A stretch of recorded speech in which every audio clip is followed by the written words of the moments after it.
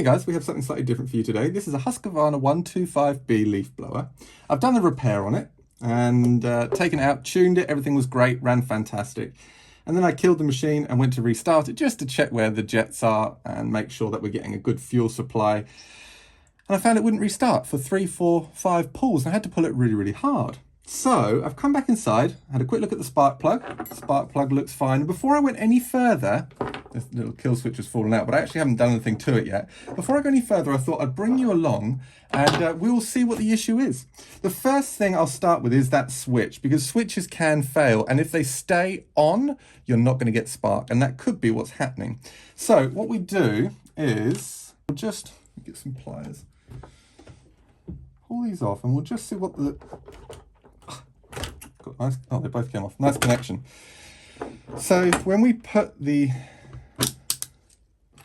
multimeter on the 2 prongs, the 2 tabs, we should have nothing. It should be 0.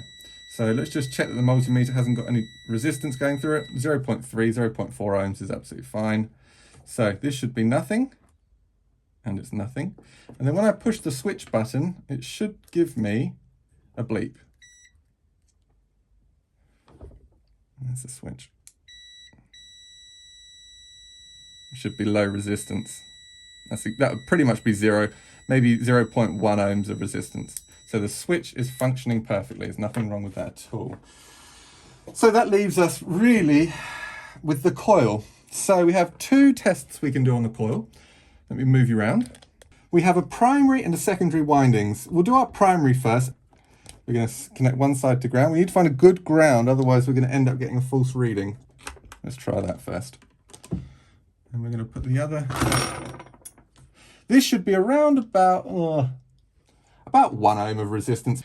So we're getting nothing here, and that could be 2 things. That could be that there's not enough voltage getting through to the coil because we have semiconductors which will slow that down. We'll have other circuitry in there.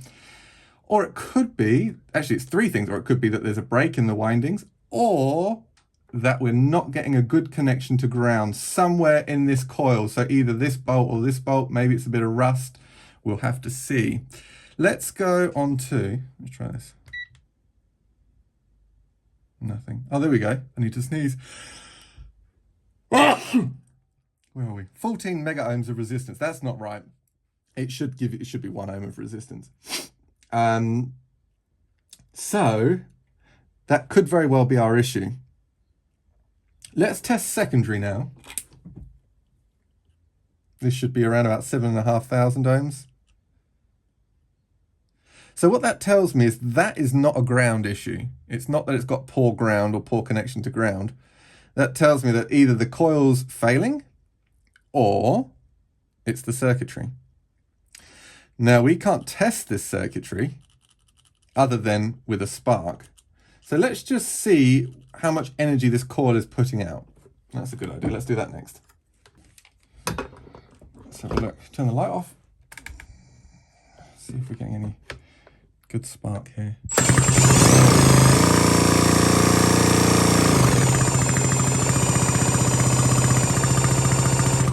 Should take about 1,000 RPM before we start getting good spark. So let's just double check that as well. Make sure that it's about 1,000.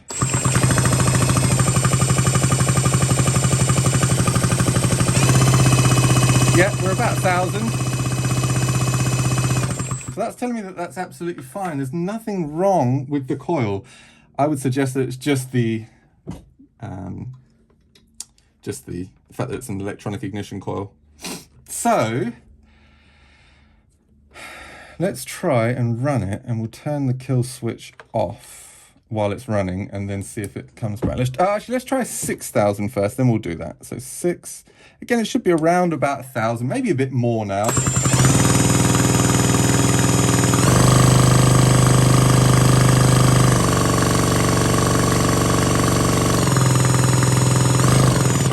Yeah, it's just over 1,000, it's 1,003-ish. That seems absolutely fine to me. I don't think that's the issue. So let's now,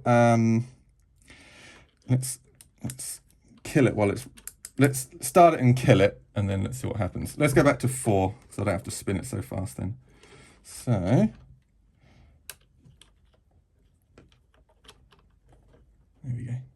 Let's spin it, get spark, push the kill wire, and then release it. Right, that's killed it. Let's release it. Should come back. And it didn't. That's strange. Why would that? That's really strange. Right, let's try that again. So I killed it, and that shows me that the plug's working correctly because the spark died. But when I released this, that spark didn't return, and it should have done. It should have done. Let me try that again. Spark. Let's kill the spark. Let's get the spark back again by releasing the kill switch. There we go, that's better. Not coming back, look. Oh, there it is. Few second delay.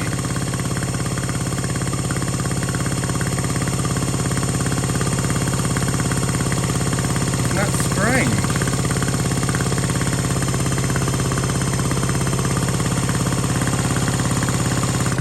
Why? Well, we found the reason why it's not restarting when we kill it. Why would that happen? I don't think it's the kill switch. I think it's something to do with the coil, the circuitry in the coil. You know what I reckon that could be? I know what I think that is.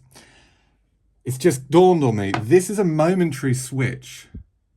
And if you hit it, let's say you hit it in an emergency and you release it, you do not want this switch or this coil to give you spark back again. You want it to kill the machine and stay killed and not accidentally restart up. It's just dawned on me now. I think that's exactly what it is. It's too consistent with that time. And I think that the reason why we're not getting a good primary reading is for the fact that the circuitry is causing us that issue. One of the most important things that I have learned since repairing small engines over the years, told to me by a friend, he said, work methodically. He said, you'll be able to solve anything if you work methodically. And as soon as you get frustrated and wound up and angry and something's not, so in this case with this switch, if I was to just get frustrated and think, oh, it's not working, and I start replacing coils and replacing wires and not take a methodical approach, I wouldn't have found it. So my advice to anyone that wants to learn small engines and repair them is take a methodical approach, take your time, cross your T's and dot your I's, because you will find the issue if you do so. But as soon as you start throwing parts at it, that's where you start to just get frustrated, you lose money, and you won't enjoy it. So there we go. Right, let's go get it started up. We're good there. Give it a bit of throttle. Turn the choke off.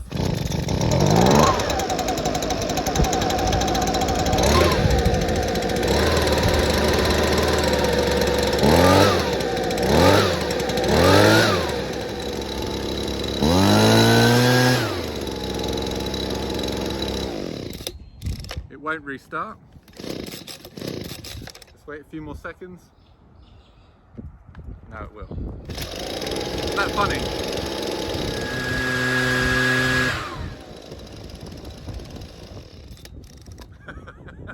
Isn't that funny? Oh, there we go. I learned something.